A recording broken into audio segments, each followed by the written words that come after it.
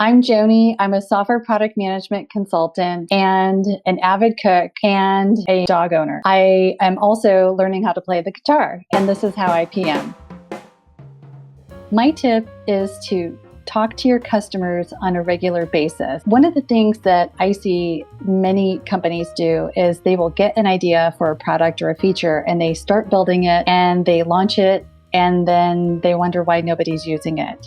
And the mistake there is that they haven't talked to their customers first. So really good product managers are regularly talking to their customers to identify what their needs are, what the problems they're having, and even trying to understand what they're doing in their day-to-day lives to achieve their goals so that they can then identify the best problems to solve and also then ideate on the various solutions that they could potentially deliver with their product to help those customers.